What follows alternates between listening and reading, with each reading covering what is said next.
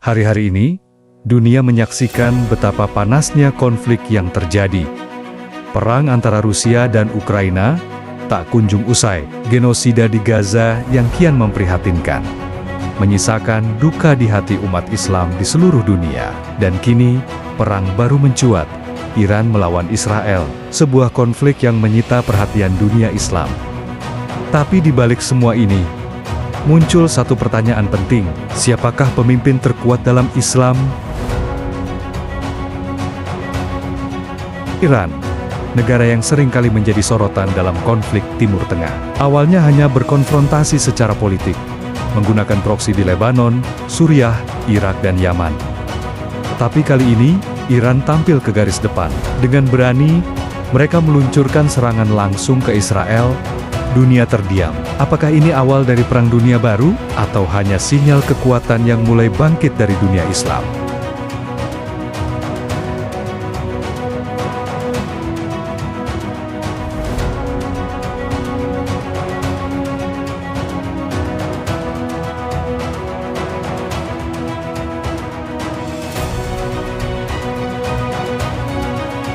Di tengah sanksi internasional, embargo ekonomi, dan tekanan dari Barat, Iran tetap mampu mengembangkan kekuatan militernya, rudal jarak jauh, drone canggih, dan teknologi perang yang mampu mengejutkan dunia. Semua ini bukan hanya tentang Iran, tapi tentang umat Islam yang sekian lama menunggu satu kekuatan yang bisa melawan kezaliman.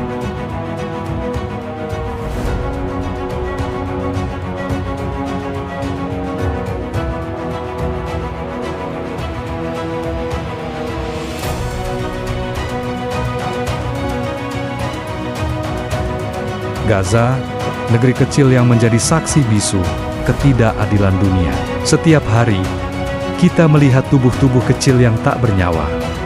Rumah-rumah runtuh. Jeritan ibu-ibu yang kehilangan anaknya.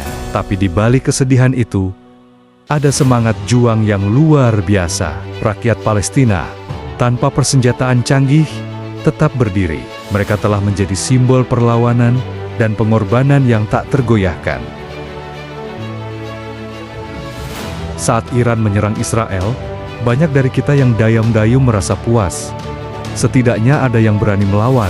Setidaknya, ada kekuatan yang mampu membuat Israel merasakan betapa pedihnya penderitaan selama ini.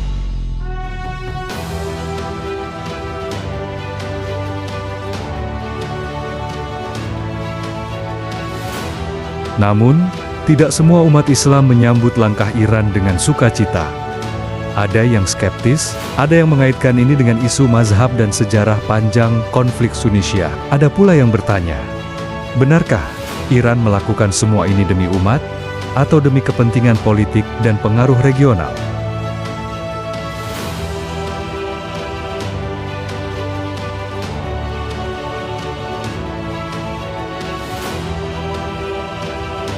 Dan itu sah-sah saja. Dunia Islam tidak tunggal. Kita punya banyak pandangan, latar belakang, dan sejarah. Tapi satu hal yang pasti, kita semua menginginkan keadilan. Kita semua ingin melihat umat Islam bangkit. Maka pertanyaan yang harus kita renungkan adalah, siapa yang benar-benar menjadi pemimpin dan pelindung umat hari ini? Sejarah Islam mencatat banyak pemimpin besar. Mereka bukan hanya ahli strategi, tapi juga adil, bijaksana, dan cinta damai. Mari kita tengok beberapa di antaranya.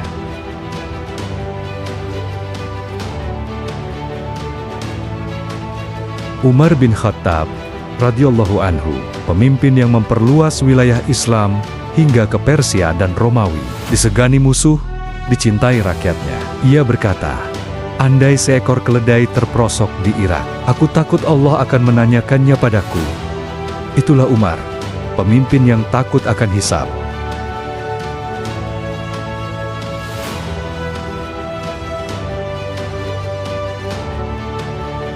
Salahuddin Al-Ayyubi, pahlawan yang membebaskan Al-Quds dari tangan tentara salib. Tapi tidak dengan kebencian. Ia tetap memuliakan tawanan dan musuhnya. Ia menunjukkan bahwa kemenangan sejati adalah yang membawa keadilan, bukan sekadar penaklukan.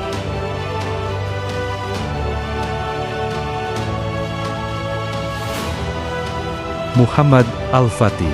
Di usia 21 tahun, ia menaklukkan Konstantinopel, benteng Kristen terkuat saat itu. Rasulullah sendiri telah menyebutkan, sebaik-baik pemimpin adalah pemimpin penakluk Konstantinopel, dan sebaik-baik pasukan adalah pasukannya.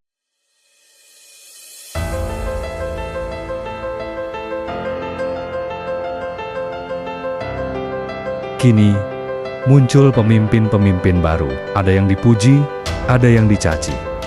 Tapi sejarah tidak akan menilai hari ini. Sejarah akan menilai hasil akhirnya. Maka jangan terburu-buru menilai. Tapi jangan pula lalai untuk belajar dari sejarah. Dalam hadis yang syahih, disebutkan bahwa di akhir zaman akan muncul seorang pemimpin besar dari keturunan Nabi. Dialah Imam Mahdi. Ia akan menyatukan umat Islam.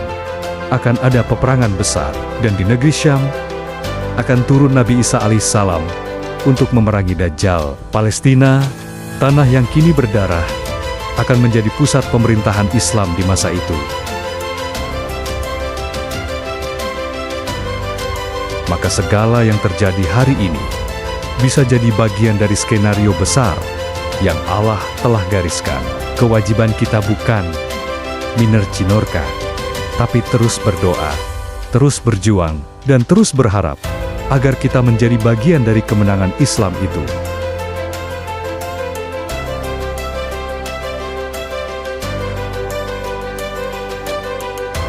Hari ini, kita bertanya-tanya, siapa pemimpin Islam terkuat saat ini?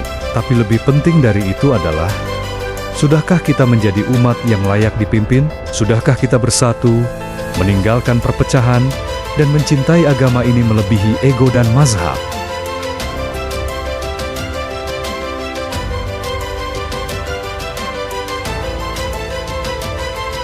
Pemimpin hanyalah cerminan dari umatnya. Jika umat ini baik, Allah akan pilihkan pemimpin terbaik. Jika umat ini lemah, maka Allah akan uji kita dengan pemimpin yang lemah. Semoga kita menjadi bagian dari umat terbaik, umat yang akan menyambut kebangkitan Islam dan menyaksikan datangnya Imam Mahdi dan turunnya Nabi Isa dengan iman yang kokoh dan tekad yang bulat.